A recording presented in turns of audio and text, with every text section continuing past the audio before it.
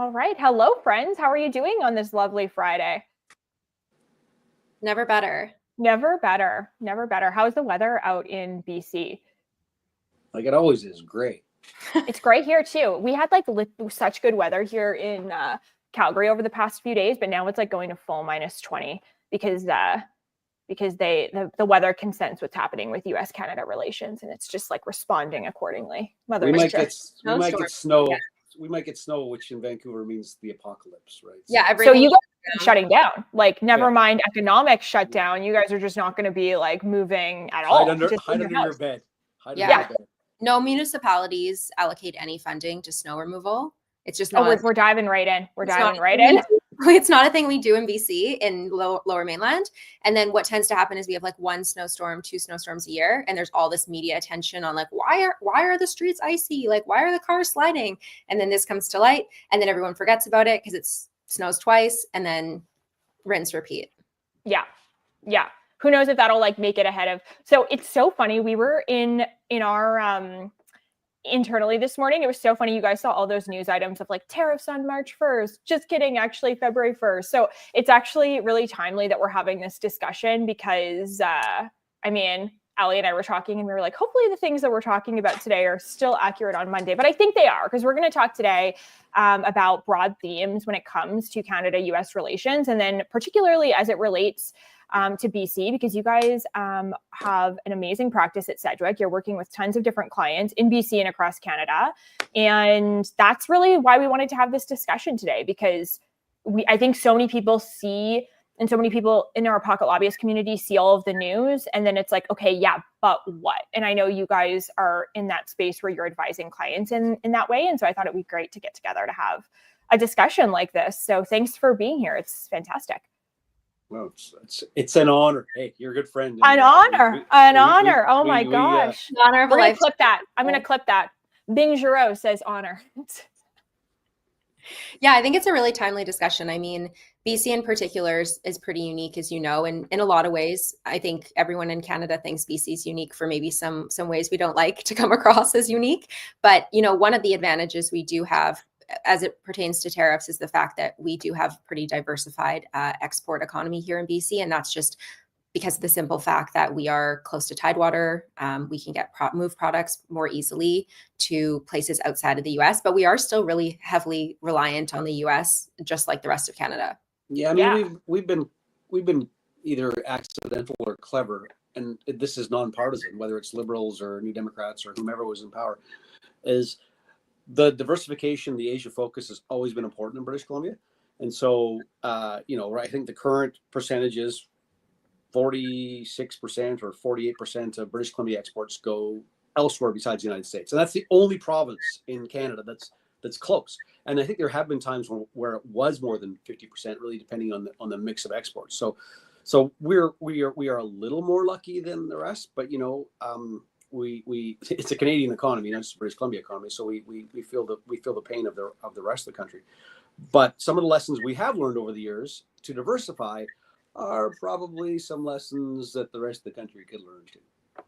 Yeah, so maybe I think that's actually a really great place to start, because we see stuff that's happening particularly in BC and Canada, but let's maybe just start the discussion, Bing or Ali, whomever wants to go first, of what you guys think the main risks and opportunities are, broadly speaking, in British Columbia. So that can be economically, that can be from like a border security perspective, from a diversification perspective. Let's start the conversation there. So whoever wants to go first.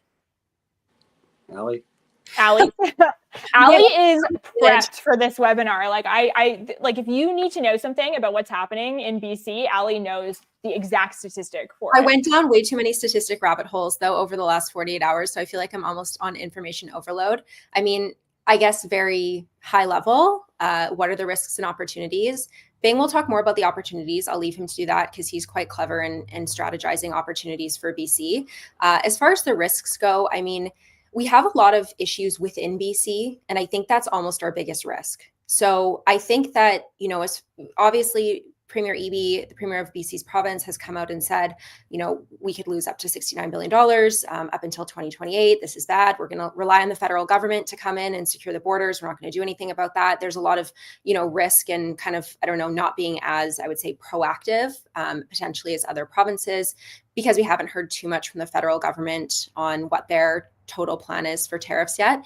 I would also say, though, on the internal side, our risk is that right now in BC, we've done a great job of getting some big projects up and running. We had Site C happen, thank God for TMX, because TMX has helped diversify both Western Canada and Canada's market writ large. We also have LNG Canada coming on board. So we have these big projects. Our biggest risk is that we have nothing in the pipeline. So we have no projects in BC in the pipeline right now. Cedar LNG, probably a couple of years away from construction. We have Silicim's LNG. Right now we have 16 mines in the province of British Columbia waiting for approval. So when you think about our biggest risk, it's really on the regulatory and permitting side. We keep talking about it. It's all we've talked about for my entire career.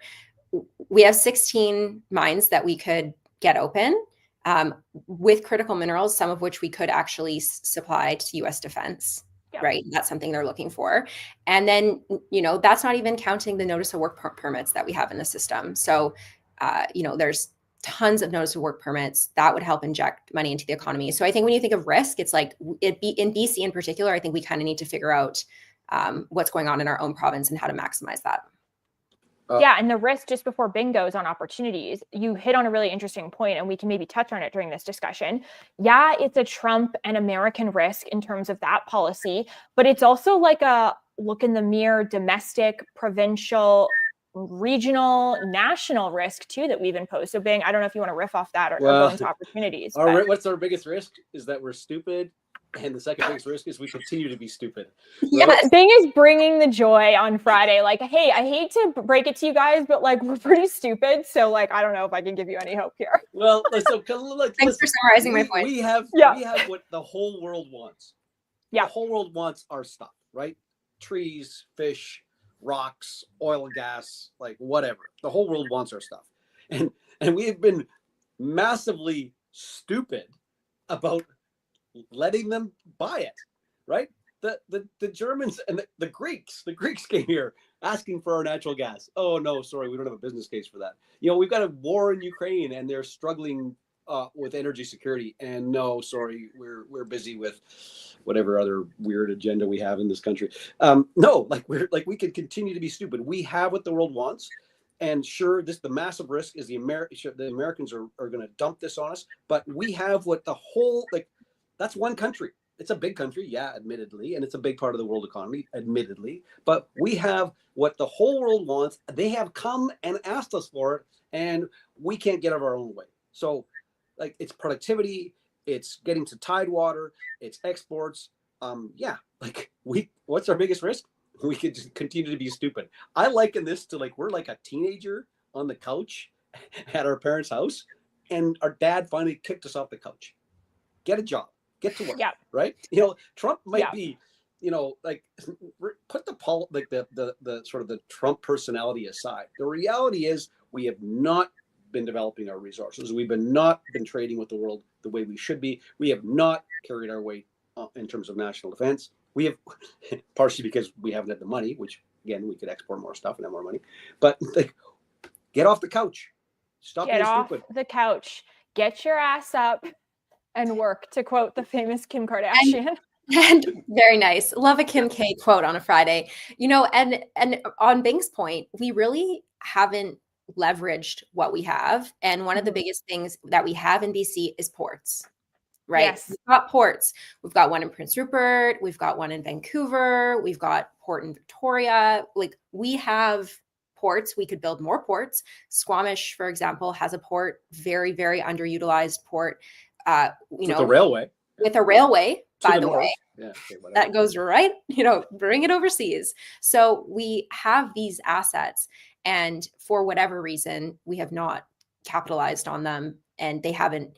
I was saying to you both the other day, obviously this is a big threat. It's a threat to our company. It's a threat to all of our clients. It's a threat to Canada, to BC.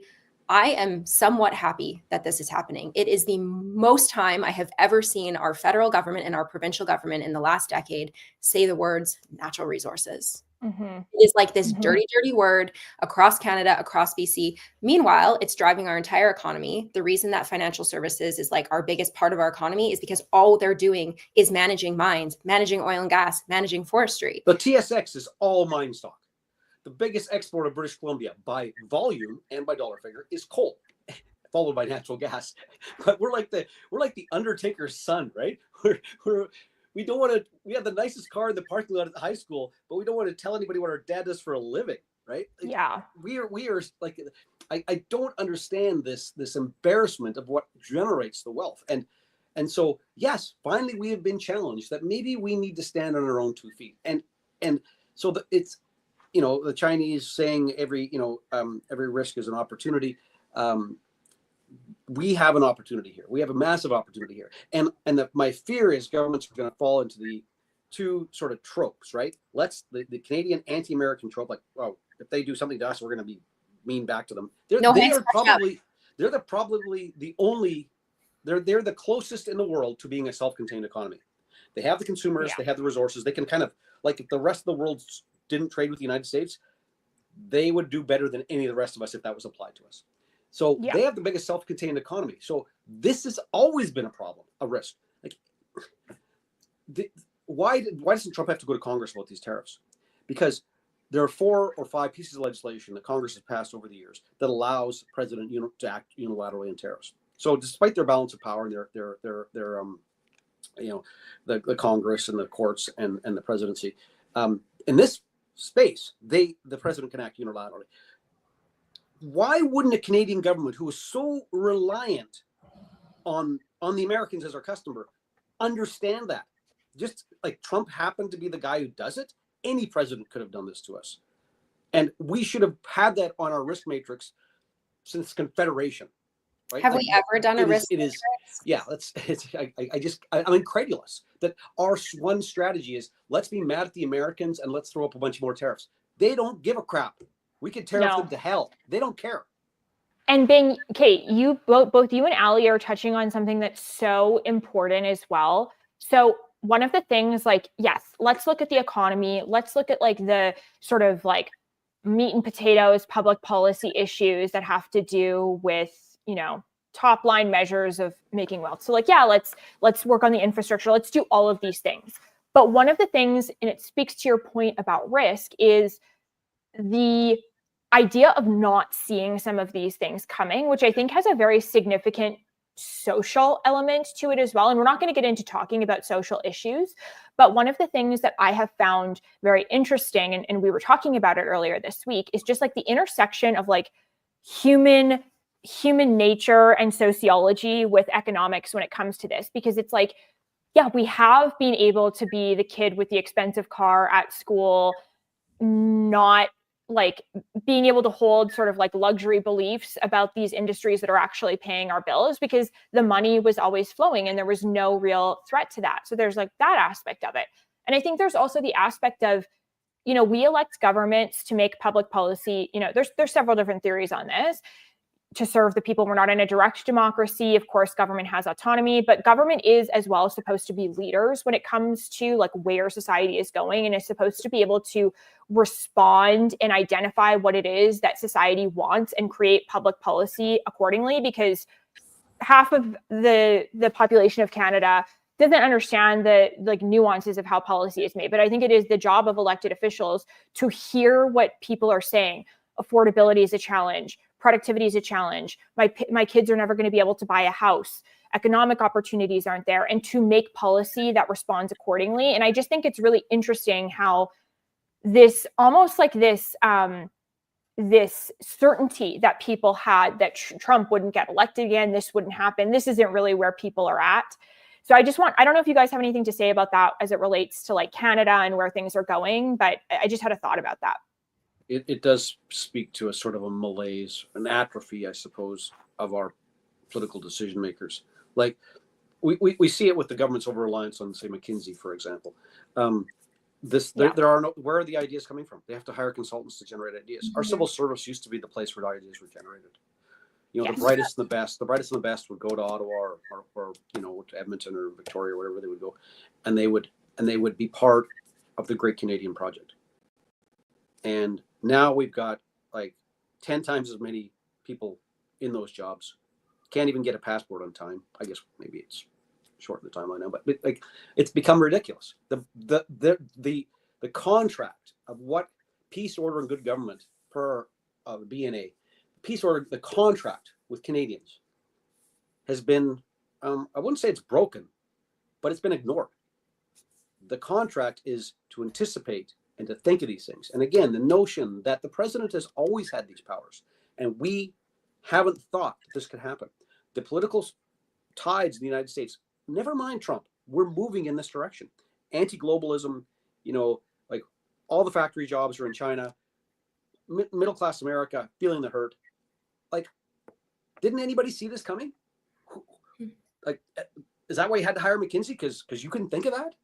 It is ridiculous. And Melissa, you know, sorry I rant here, but it's like, yeah. No, we like the rants. This is like, we are here for the rants. That contractual obligation of the civil service and the political leadership of this country, regardless left, right, middle, is broken because they don't know what they do for us anymore. But we all know why that is. I mean, I'll say it because I like being a little controversial every day. We don't have a strategy, right? I mean, I think that Canadian first attitude is lacking because we don't have a plan. And I think we can all agree. I mean, we obviously are in the small business arena, but small business, big business, medium-sized business, you need money to pay for things, right? We can all agree to that. I need money to pay for a house. I need money to pay the groceries. We haven't really strategized around how we're going to pay for everything in Canada. And I think, you know, when we have seen governments that have come in and understood this and like understood the assignment of like, okay, we have all these social issues, we have all these cultural issues, we have other issues that we need to figure out, but we do actually have to have a strategy for our economy, because if we don't have that, then all the other things can't be solved. This speaks to another risk that's not even being like, it's not even part of the dialogue. And again, left, right, and indifferent, because Ford or EV or Trudeau or whoever's running Ottawa these days, they only have one type of hammer and they think every problem's a nail. Oh, we're going to launch another COVID style binge of spending. Well, guys, you spent $80 billion before COVID, so we were already broke. Then we had COVID and you're even broker. And now our solution to this is let's spend more. Well, okay, maybe that'll take the pressure off us in the short term. Mm-hmm. But fairy money, the broader risk to our country of this sort of flagrant spending to my children, to their children, this bankruptcy, like this is your only idea. This is your only idea. We're gonna okay, let's have another CERB, right? Another CERB program.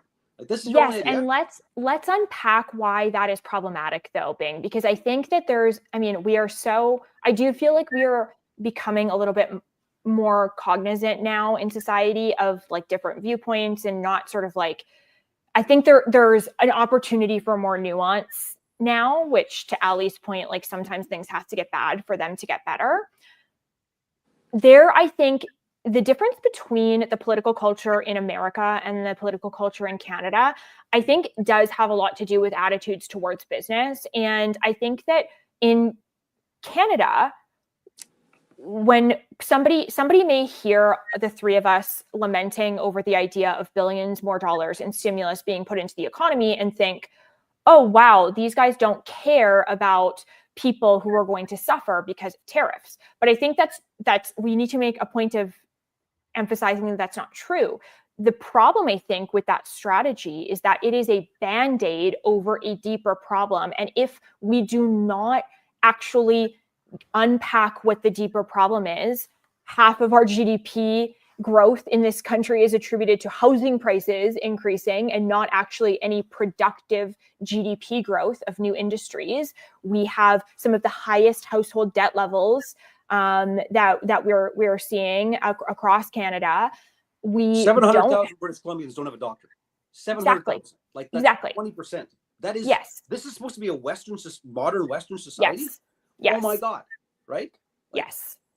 And our 1.2 million people on wait lists for specialists. Like, our solution to that is, oh, well, we're just going to build more hospitals and get more doctors. By the way, very pro build more hospitals, get more doctors. Where's the money coming for it?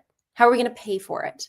Right. And I feel like, Melissa, to your point, we need creative solutions. I mean, Bing the other day was talking about how, okay, what are we doing to double down on other economies? Who are other, in BC, for example, we're lucky. We have almost 46% of our, GDP goes out to other countries outside of the US.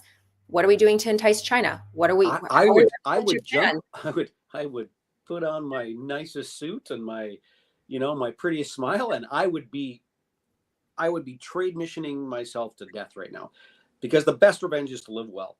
The Americans, they could ignore us, right? We could put the tariffs on, and there will be some individual areas, maybe an individual congressman will be mad and he'll go lobby the president. This is a president who loves to double down, right? When he gets threatened, you think he's going to back off? Maybe he'll just jack him up 10 more %. Mm-hmm. Right? I mean, this is all possible. He has the authority under their laws. We have friends in Japan. We have friends in Europe.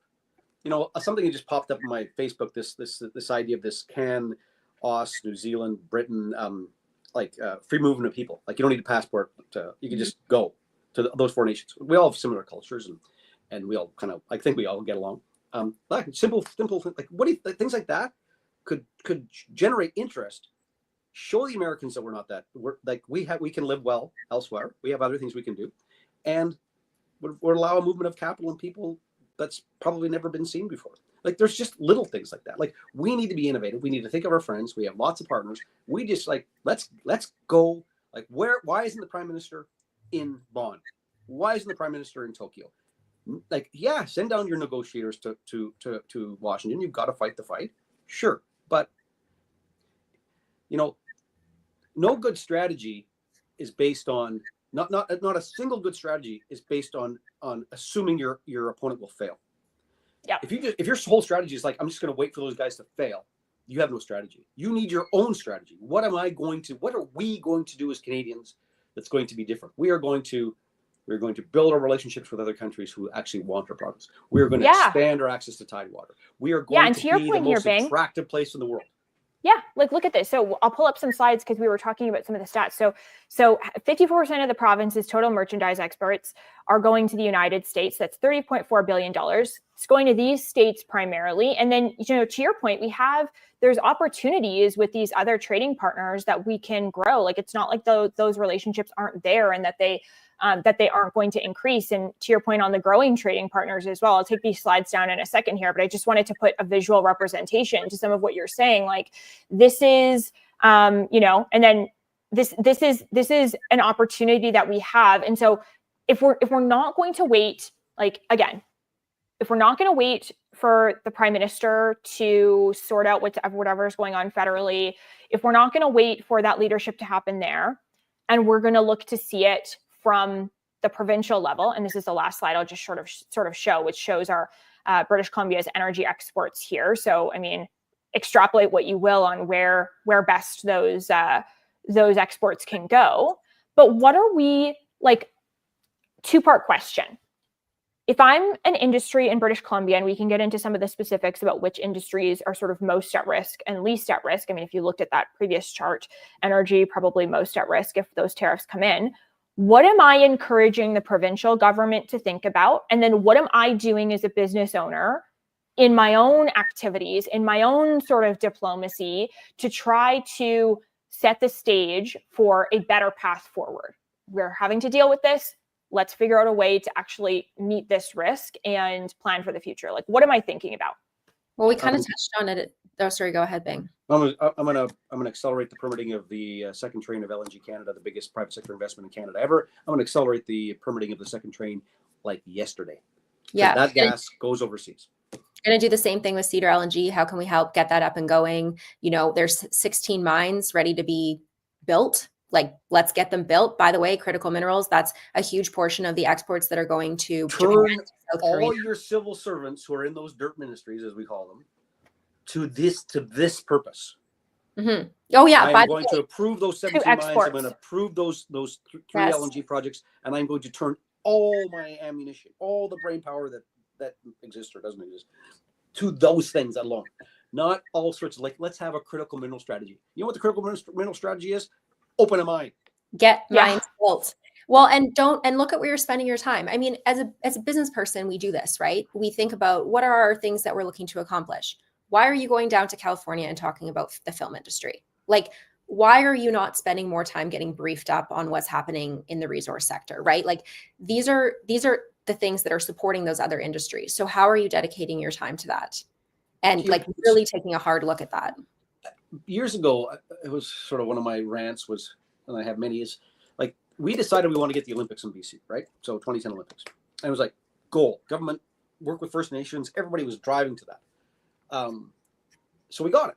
Like, why can't you take that same approach that like I'm going to permit in the next 48 months, 24 months, whatever, 24, let's say 20. I'm going to permit and approve 15 mines. I'm going to let LNG Canada begin its second train. There's lots of hair on these things, and there's environmental considerations, and I don't want to dispense with things, but the reality is it can be moved faster with the right attention and right approach without jeopardizing the rigor we need for those projects. So, for example, during the COVID crisis and of course the Ukrainian war, the Germans permitted an import LNG facility, and the Germans do not have lax environmental laws. They permitted, approved, and built an import facility, an LNG import facility, in 6 months. And to Bing's point on that, Melissa, I really think part of this does come down to the bureaucracy. We work with a ton of really good folks at the BC government. I don't want to, completely discount that. I will say, however, there needs to be incentives put in place, right? People need to be incentivized. The province needs to be incentivized. That's one of the levers the federal government could use. They could incentivize the provinces. The federal government has really supported BC. They've supported them, basically backed their entire childcare plan here in British Columbia. They've helped with tons of infrastructure projects. Like, you can incentivize the provincial government to build these things. That's a role a Canadian government can play. And I really think that would help spur these types of new exports. I also think one thing, Bing and Melissa, that we have to do is we have to get our ports expanded. I mean, if we're really serious about increasing trade outside of the US, our ports need to be, expanded, but the security at those ports, to what, Trump has been harping on, also needs to be modernized. We just don't have modern security at any of our ports. So, while we want to increase exports and imports, we also have to make sure that we're securing our ports properly. I have another crazy idea too. Let's hear it. I have so many things. Like, I have like a list right here that's just like funny things that Bing has said so far. Crazy idea. One-liners. So back in the late 90s, I think it was 99, New Zealand, with a particular persuasion of government, essentially said, we're going to get rid of all our import duties and tariffs. We're just going to go free market. And their economy actually flourished because of it. They have a very anti-tariff policy in New Zealand. They have a very free market approach. They still have some things. But what if the Premier of British Columbia said, you know what, interprovincial trade barriers, I'm going to get rid of all mine unilaterally. I can't get you other guys organized. Like, I'm not going to hurt the cats. I'm just going to get rid of mine unilaterally. The first thing that would do is Premier Danielle Smith in the next province, who thinks of herself as a free trader, would say, geez, why didn't I think of that? So we'd have 2 provinces pretty fast, and Mo would probably come along. We'd have 3 provinces really fast. Like, they say that the impact of internal trade barriers is equal to approximately 21% tariffs as well. So, instead of like, we got to have a premier's conference, we got to wring our hands and call each other names, and you got to give me this and I got to give you that. Nah, I'm just going to unilaterally say, we're not going to have any trade barriers in BC anymore. We're done with that. We challenge the rest of you guys to get your act together too. Well, and I think like this is easy, right? It should be easy, but we let egos, we let policy get in the way of this. When there'll be some lobbyist in there, and I have lots of friends who are lobbyists, there'll be some lobbyist in there whining about why their industry needs to be protected. Well, you know what? Those days are done, right? This is like, let's stop being parochial and narrow and self-interested. If this is a national challenge, let's think like nation builders. Well, Yeah. and it's building on some of what Polyev is saying in the media as well, which I think is super interesting. Like, obviously, my company is called Pocket Lobbyist, tongue in cheek a little bit. I think lobbyists are fine, and I think advocating for Oh, you're fine. interests You're fine. are Sorry. more. I didn't Yeah, mean to- I'm one of the good ones. Like, let's just be real here. But this idea of, you know, people when that National Post op-ed that I think it was National Post that he wrote, that was basically like, fire your lobbyist. It really was like, people are like, oh, hate lobbyists. I don't think that's true at all. I think that it's so whether you're lobbying internally as an organization, whether you're hiring an organization, or whether you're getting strategic advice on what to do, I think the push on that is stop rent-seeking behavior and only suggesting things that are going to be good for you, and have a bigger vision of how this is going to benefit Canadians, right? And I strongly believe in that. Totally. Yes. Rent-seeking Yes. behavior. So Yes. don't get rid of your lobbyists, because you still got to, you got to lobby to get rid of the regulations. That's the big thing you should be spending your lobbyist money on. But yeah, this rent-seeking behavior, like I can't believe how much effort is now spent in the whole GR world, because we're involved in that ecosystem as well, on getting access to a government grant or a government program. Like, I don't remember that as I worked in politics when I was quite young, and I don't remember that was the first thing you did. Like, oh, what program can I get some cash from? Like, what? And we talk about, sorry, Ali, I'll jump to you. We talk about this in our GR 101 cohort of, like, the bigger government gets, the more demand is needed for, like, lobbying behavior to navigate those. So this is going back to our point that we were saying before.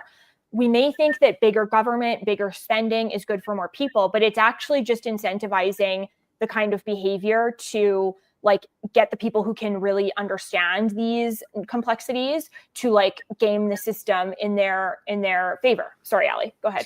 No, I was just gonna add on to that point as well, Melissa, and to Bing. We are not, as a country, like, thinking about government as a business at all. And it really, at this point, there's probably more money being spent on lobbyists lobbying government for programs, like Bing said, than there is actually working with clients, working with associations, working with these groups to be more bold, right? We see this trend of associations and groups, they're so nervous about how government thinks of them because there are all of these programs in place and money they can tap into, that they're no longer actually getting out there and saying, hey, by the way, like, our industry is dying and you need to stop what you're doing. And here's what you need to do and change. And we've seen some, flutterings of it in the last couple of years, but for the most extent, it's like, when you listen to someone from an association, or you listen to someone from a industry association speak, it's like you're listening to government. And that's not the way it used to be. And there's no healthy tension happening right now. So instead, companies, have to go out, hire lobbyists go into government, try and get some policy changes done. It's very interesting. It's a trend that needs to be, I think, shifted. And I think Polyev is kind of pushing for that. And you give up your power as well when you are not, like, it goes back to what Bing was saying. The best revenge is just being, like, good at what you're doing. And I often encourage clients and people that we work with to not worry about how they're seen with government if they're actually creating jobs, spending money wisely, doing the right policy-driven, data-driven thing. And I think that we now, like, just to build off of the rent-seeking behavior point, it's like, I was reading something a couple of years ago, I'll try and find it, but I'm no longer trying to create a business based on what I think is the best business idea. I'm trying to change the business idea that I think would be revolutionary and innovative. I'm not doing this, but people are doing this to fit whatever grant, which is even worse, because it's like, no, go do the thing that's going to create jobs, create wealth, help people, and then think about don't think about the funding, think about the framework and the regulation, as being said and Ali said, and the policies that need to be in place for you to thrive in a way where your success can be the success of all the people that you deal with. And we take that all the way back to this, the impetus of this discussion is the Trump thing. Like, we are spending an inordinate amount of effort to try and change a public policy decision in the United States, instead of, living well. Instead of what can I do better than anybody else in the world? What does the world want that I have? What is my business model? How do I make Canada the go-to place for so many things. And it may be a longer term play than having to deal with tariffs that are tomorrow. And so I understand governments need to deal with what's in front of them. But again, back to the idea of civil servants creating policy or governments creating policy, we need to think about the longer game. And this is why I see this, as much as it may hurt us as a company, because we mostly work for natural resource projects. I see this as an opportunity for us to get off the couch and rethink the kind of country we want to be, and the country that the world wants us to be. The world wants us to be a place where I can get natural resources that doesn't involve child exploitation or environmental degradation or all the awful things when I buy it from 95% of the rest of the world. I can get my oil and my gas and my gold and my copper and my trees from an ethical first world society, indigenous partners. We're not perfect, but we're doing our best, and we're probably doing it better than anybody else. Like, what's so wrong about that? Right? We also need to put on our creative hat with the US. So we're spending all of our time talking about how we're going to, create some fairy money to give to everyone to rescue their businesses. What does the US really want? Like, how could we become a better partner? Well, I think there's two real things that Donald Trump wants. He wants energy security, right? He wants energy security, and he wants dominance over AI.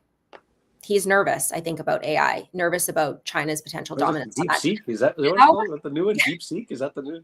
Yeah, like how are we helping the US with that? I mean, we've had a Defense Production Act for decades, and it's only in this last year and a half that we've actually done anything about that. So how can Canada become a locked-in critical supplier of minerals for US defense?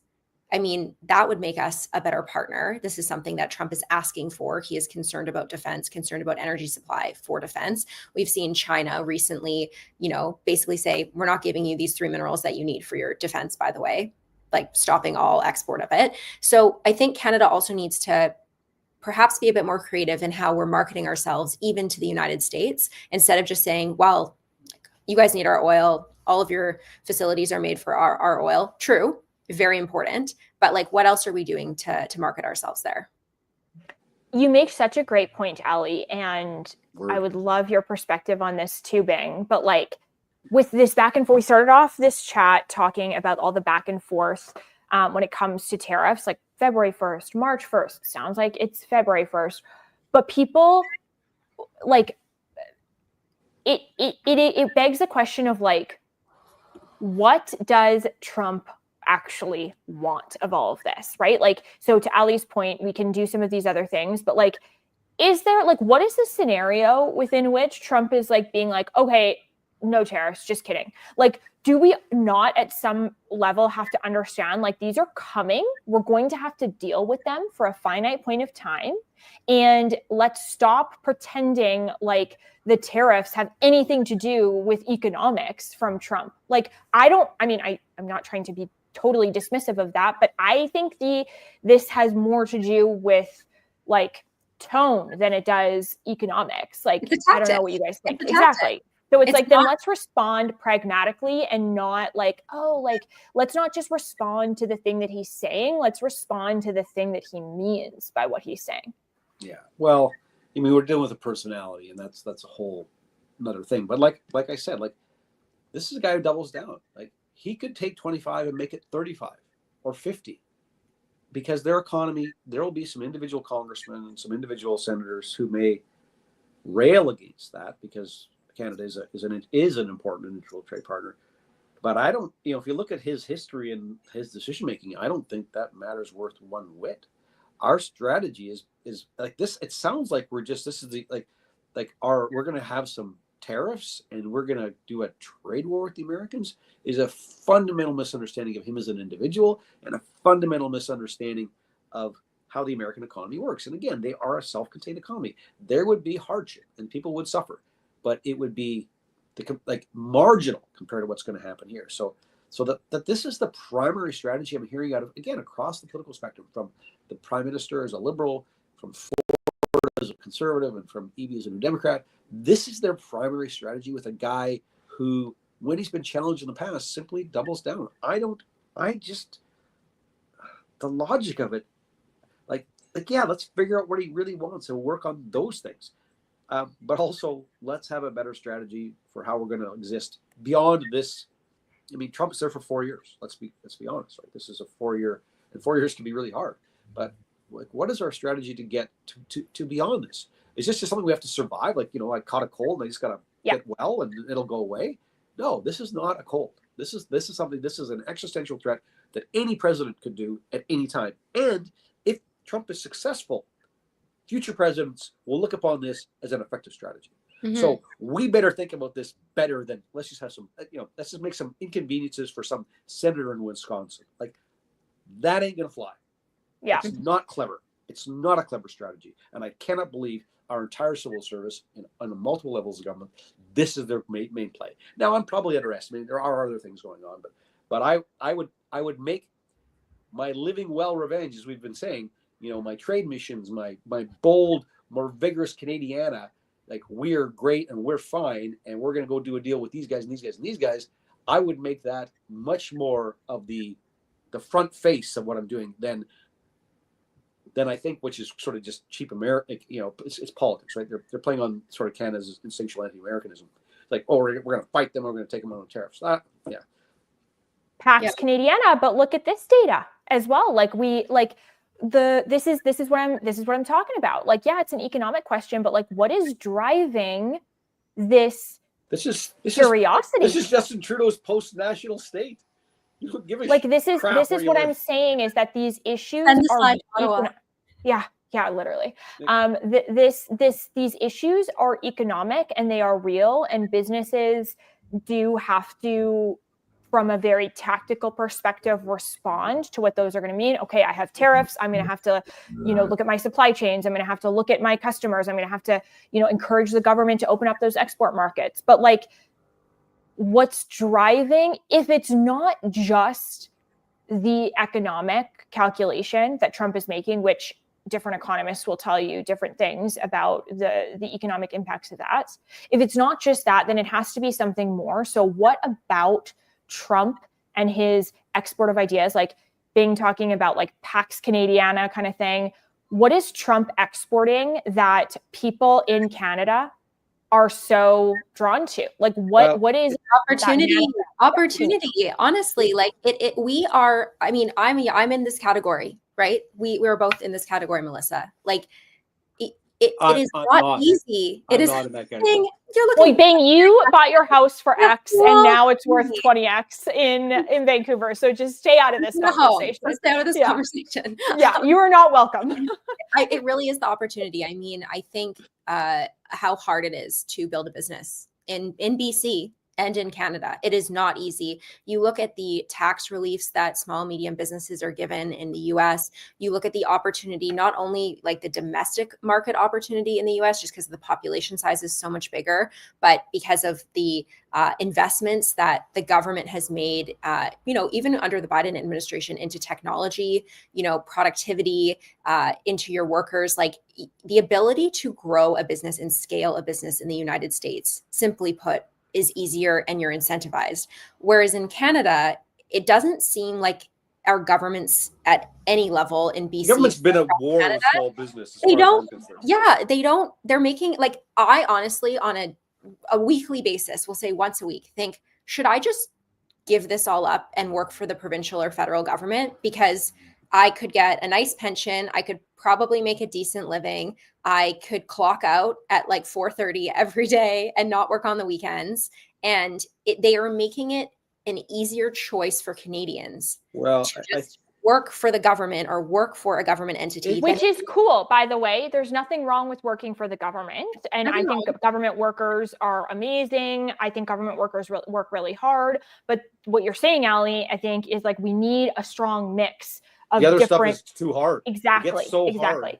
And you're like, oh, maybe I'll have somebody else. Like, instead of being an entrepreneur, I'll just work for somebody else, right? And not to say just diminishes it. I don't mean that at all. And I'm not even just talking government. Like, there is a different level of responsibility to be an entrepreneur and build a business. Melissa, you know this. Yeah, I know this, right? There's a different level of responsibility, and sometimes it's hard. And you say, maybe I'll just rather take a paycheck, right? But it's Malthusian's. It's the hierarchy of needs, right? It's the hierarchy of needs, right? So these young people 34 is at the upper edge of this category. So for 10 years, they've been living under this government. And we said we weren't going to talk social, but I'm still going to do it because it's all part of this. That's okay.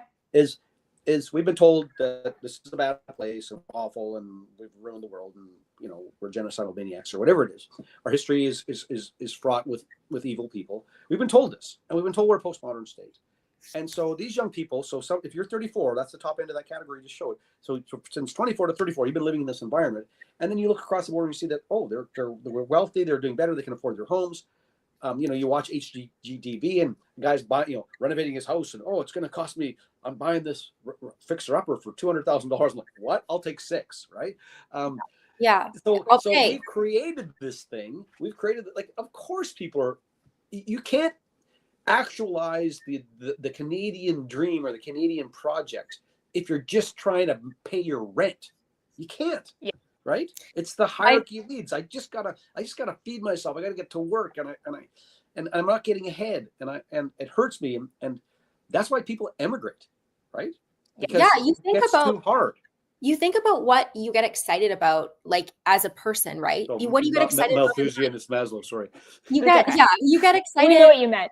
You get excited about like the future, and it's very difficult to be excited about the future. I feel like in Canada, in that age category these days. Before we start talking and you guys dive into your crazy Maslow's hierarchy, I will say a good friend of mine who has another podcast, Steve Soretsky, he tweeted like one of the best things I've read in a long time the other day. He said, it's a good reminder that Canadian household would need an annual income of approximately $186,963. That's a little more than minimum wage. Which is theoretically the top 1%. Yeah. To afford a mortgage on a median priced home in this country, at which point the government thinks you're rich and taxes you into oblivion. That is where that age category is living right now. That is the line. I will carry that with me. And that's why that age category thinks, you know what, maybe we should become a 51st state.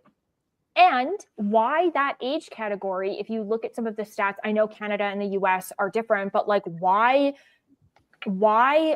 the idea or the prospect of not being punished for doing well or for the prospect of a growing economy is so alluring to people, and why they may, on some of the things that are higher up on the pyramid here on the hierarchy, why other things that I don't want to hate on like DEI or any of the social things, but that is why in a binary choice, when you are voting for somebody, when you can only vote for one person, you can't like vote in, degrees. That is why if those lower levels are not accessible, why more extreme or more right wing or whatever you want to call, that is why those people are having success when they maybe didn't before. And so to bring it even just back to what is going on with Canada's response to tariffs and BC's response to tariffs, I don't think they've announced any sort of stimulus, but why are we going to fight fire?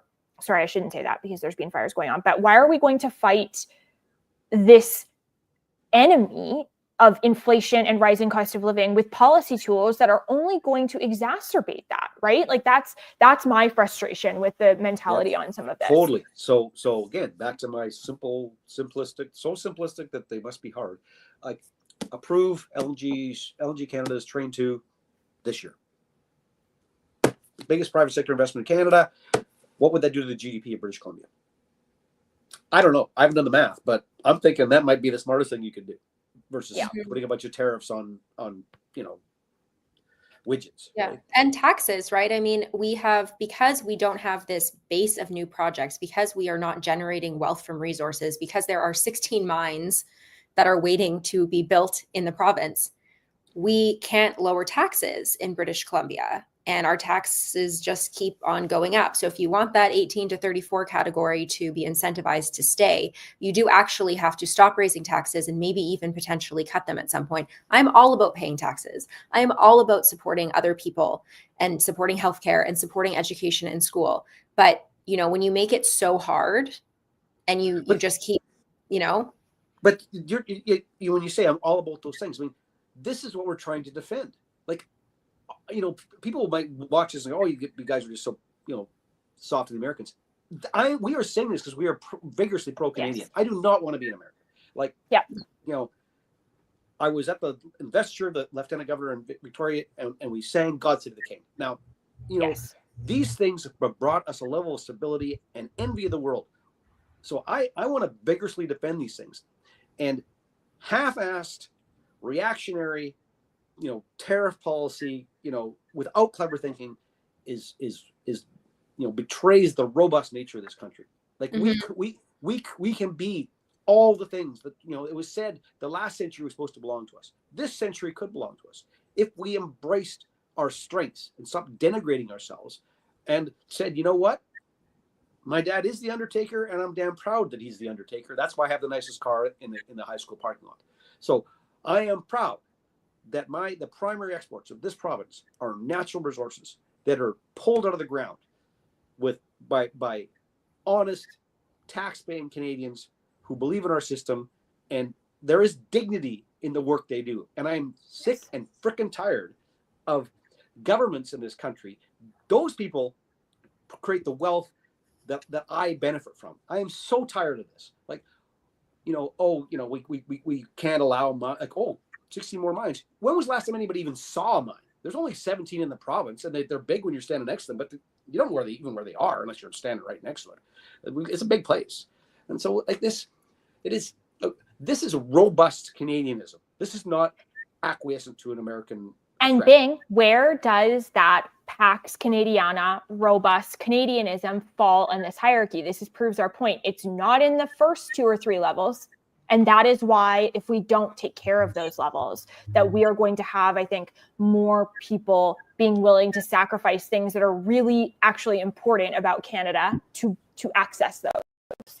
Yeah, Absolutely. Totally. And this is where we're all sort of vigorously agreeing, right? It's like, this is not a diminishment of Canada. This is trying to take advantage of what we're actually good at and do it better, and not be ashamed of it. We are on the world stage so duplicit. This is another controversial thing, but I believe that Canada goes out there and says, come invest with us. We go to Davos, we go to these other world conferences, mining conferences. We say, come invest. But we're not taking care of our own house, right? So we talk about how great we are on an international stage. And then we come back and we're kind of like, ooh, we're a bit embarrassed and we're not that great. And by the way, it's really hard to do business here. So there's like a little bit of a misalignment. I'm a proud Canadian. I want to be able to go to international places and say, Canada's amazing. And by the way, like, we can get your mine permitted in 3 years. Come to our country. Like, we are in real time, we are seeing all those numbers dropping, right? We are seeing mineral exploration, mining drop off, investment drop off. We're seeing, investments in other, things are dropping. At a practical level, like, okay, we've been talking critical minerals for a couple of years now, right? Critical minerals been a couple of years. Tell me the mines that have opened across Canada. How many? Feds, critical minerals, province, critical minerals, everybody's critical minerals. Like, I bet you could count them on one hand if there even is that many. Like, it's crap. It's bullshit. Right? Stop it. Right? So if I am a business then in British Columbia and I am operating in the existing public policy environment and I am trying to navigate, February 1st, March 1st, Trump this, Trump that, what is the sentiment and what is the headspace that I should be in, and what are the things that I should be thinking about and doing to actually navigate this challenge? Not posting about this and that. Am I taking trips to Washington? Am I, lobbying the provincial government? Am I doing something from a corporate perspective? Like, what strategically am I doing if I'm going to actually be anticipating this kind of risk? Because we are a primary natural resource economy, which your slides have shown, I think the focus is to go talk to our Asian partners, the Japanese and the Koreans in particular. The Japanese love this country. They want to invest in it. They do see us as a secure partner when we can actually get things built. They've invested over the years. They've been investing in this country in our mineral wealth since post-war, like for 80 years, whatever it is. So I would, it's harder for smaller manufacturers and smaller businesses to see this big thing. But again, I'm harping about LNG Canada. I would talk to the government, provincial government, about please allow these mines in LNG Canada and wood fiber LNG and Cedar LNG. Let's accelerate this, please, because those contributions to our GDP in the short term will get us through this. There is enough there. There is enough there.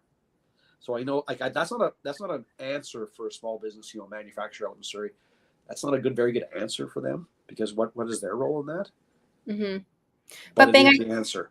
I do think you've touched on something though. Like, why are we not organizing trade missions like right now? Like, why are you not saying, okay, we closed all the trade offices. Hey, yeah, well, I'll touch on that in a second. But like, hey, manufacturers in the Fraser Valley, hey, mining companies, hey, oil and gas. Like, we're putting together these missions. We're going to Australia. We're going to Taiwan. We're going to China. We're going to Japan. We're going to these different places. Greece. We're finding buyers for your products. How can we help you? Do we need to cut your taxes by X percentage for this year? Like, for you guys to make that change. Obviously, oil and gas is different because of pipelines. And those trade missions, because I've been on a trade mission or two in my day, those trade missions got to be self-incentivized, right? None of this like government's going to put it together and you get a grant or whatever. Yeah, that's going to be my next question. I'm paying for my own ticket. I'm not making the taxpayer care for this. Yeah, like having skin in the game for that and not waiting for government to lead with it. I don't want to like advise, because I know I've worked in government before, and I know that when there's not organization of these efforts, that can also get a little bit chaotic as well. But like, it is about relationships, and so it's like building the relationships with the people. So say I'm a manufacturer in the Fraser Valley, like you just mentioned, Bing, and I know that I have some relationships in Asia, in Europe, whatever. I am strengthening those relationships to the point where like you're almost like creating the demand, because if Canada and its policymakers are hearing it within BC, at the federal government, and then also from our partners, that starts to create critical mass of like, okay, we are actually leaving a tangible and real economic opportunity on the table if we don't do something about this. Yeah. So I have another, I just popped into my head, which is dangerous. And didn't even hurt. Okay. To hell with government. Yeah, we want your trade offices because we need somebody to tell us what the phone number and the email of the guy is that I need to connect with. But you know what? Why doesn't CAP do a trade mission? Why doesn't the Business Council of Canada do a trade mission? Like, Paul Heffer gave all these guys crap for like not being vigorous and standing up for themselves. Do we need government to carry us in these things? Like, no, where's the vigor? Don't. We really don't. And these associations, I think, Mineral Exploration Association, which we have a great relationship with, I'm going to go tell the president tomorrow. I was like, maybe we should lead the trade mission. You lead it. Like, let's stop being. It's back to the whole grant thing we were railing about before. Like, stop waiting for somebody to do something for you. Yeah, and you know what, Americans, that's how they are. Like, do you think that? And I'm using extreme examples to hyperbolize here, but do you think Elon Musk will only talk to his partners in XYZ if somebody at state allows him to? Do you think that Meta, or Amazon or any of these other companies are like waiting for the government to tell them that it's okay? I'm not advocating doing anything illegal or untoward or foreign influence. I'm not advocating any of that, but but why can't you lead it? Yeah, who exactly. are some of the biggest companies in Canada? The banks. Well, You know what? I bank with 3 of them for different reasons. Like, Scotia Royal, maybe you should lead a bloody trade mission. You want all our mortgages, and you're worried about whether we're going to be able to borrow. Like, why don't you guys do it? Like, and when you step up, when you have the government organize these trade missions as well, and I know, Bing, you've been a part of some. They're very prescriptive. I think that creativity with trade missions can go so much further than a government organized trade mission as well. When you think about the investment into BC from some of these other countries, we already have great contacts. Like, there are people in British Columbia, arguably with better contacts than the government has into some of these other countries that can lean on them. Our connections to India and our connections to China in this city alone are world class. There's guys doing deals in India and China and Korea or whatever out of this town who probably have higher connection with higher people in government in those countries and more important business people in those countries than government could ever hope to mirror. So yeah, here's a generation of a new idea. See, we're not just crying and complaining here. We actually have some good ideas. Yeah, call Sedgwick. We'll help you organize your trade mission. Yeah, literally. Call Sedgwick for a trade mission. But the deal is that Ali or Bing have to be able to come on one of them. We should do like a whole like blogging series. Yeah, Bing speaks Spanish, so he's a great asset on any South American trade mission that you might be considering. Yeah.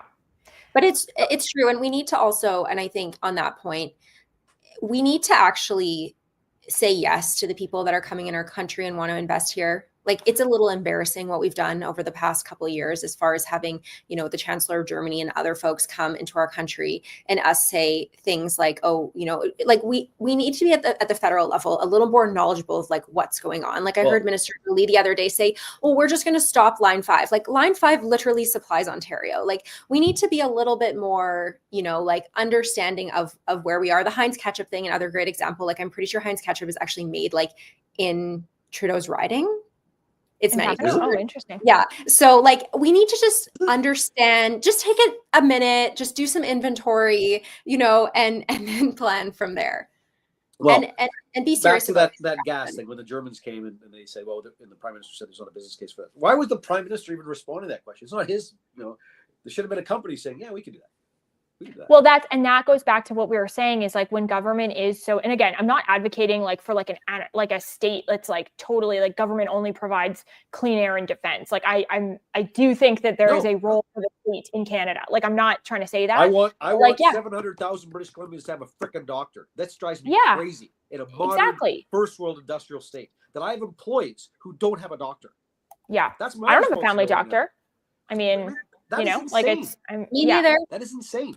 None of us have family doctors, but are we like we are not a free economy in Canada? I think that's kind of the point, right? That's the point. So that allows government to say those things and for them to have weight because there is such an involvement that there may or may not be in other jurisdictions where we do, you know, within certain environmental and other regulatory parameters, allow business to decide what they're doing and support them along the way within certain guardrails that are needed. I'm for regulation. I am for laws, environment, all of these things. I don't think these should not exist, but like, that's not a decision that government should be weighing in on. The government should be like, what do you need and how can we help? We can't figure out how to do these things in the most environmentally and labor friendly, you know, like worker friendly ways, like nobody can. If we can't do it, nobody can, right? Yeah, I think agree. The message of this entire conversation is just Canada, like BC, we have to get out of our own way and we have to stop focusing on this tactic. We're going to have a 4-year pneumonia with Trump. Like it's coming. We're seeing it happening and we need to diversify and really figure out how we're going to diversify ourselves, not only for the next 4 years, but for the rest of our country's life. Well, you know, governments run around and talk about shovel-ready projects. We've got them and let's put the shovel in the ground. Enough. I agree. Let's put the shovel in the ground. Let's not bury our economy. Let's build it. Let's grow it. There's lots of things you can do with a shovel. Yeah? You can build a project or you can bury yourself. Yeah. Sure. Yeah. Okay. I recognize that we're at time, you guys, for this discussion, which is like totally flown by. I want to give you both the opportunity to. I have honestly learned so much from this, and I think like I know we've had people that are watching, that are commenting, that are also learning a lot from this discussion. I want to give you both the opportunity for any just closing thoughts. I'll go first, and then I'll throw it over to you guys. I think my closing thought, we've been doing a ton of these chats informally with people who really know the US-Canada space in different sectors, all of these things. My key takeaway, I think, for businesses and for people who are worried about what's going on is keep calm and carry on. One foot in front of the other. Look at what you can make progress on and what opportunities there are versus the challenges, and don't bide your time. Think of this as a new paradigm and an opportunity to shift and think of the upside of that. If not just for your mental health, but for your business as well, because we are, as Ali said, we are in for the next 4 years. So let's try to do what we can with it. So Bing or Ali, I don't know who wants to go next, but that'd be my final thought. Bing. Okay, I'll go. I mean, I'm in violent agreement, but you know, the essence of strategy is it must be your strategy, and you must choose the battlefield in which you want to have a conflict. Our response to Trump is highly reactive and a response. We do not have our own strategy. This is simply a reaction. And we've spoken vigorously today about, you know, we need to have a bigger and better plan. There are some short-term things we can do that immediately add to our GDP. And I talked about some of those big projects. But we need a bigger and better strategy, because this might not just be Trump. If this is a successful strategy politically for Trump, these tariffs, we could see the Democrats have historically been the ones against trade. So we could easily see this something is ongoing or a repeat of this. So the simple we have to get beyond reacting. We have to have a real strategy, and it can be a vigorous. I mean, I've already used that word. It can be a bold Canadian strategy that's prideful, protects what makes us unique as Canadians, and looks at the bigger world and embraces our other friends. There is a strategy to be done here, and I'm so sad that our leadership has just gotten reactive and sort of appealing to our lowest common denominator of anti-Americanism. That is not a solution. It's time for us to think bigger and longer term. Mm-hmm. Allie? I want goals. And I want to hit those goals. I want our government to, in that Allie wants KPIs.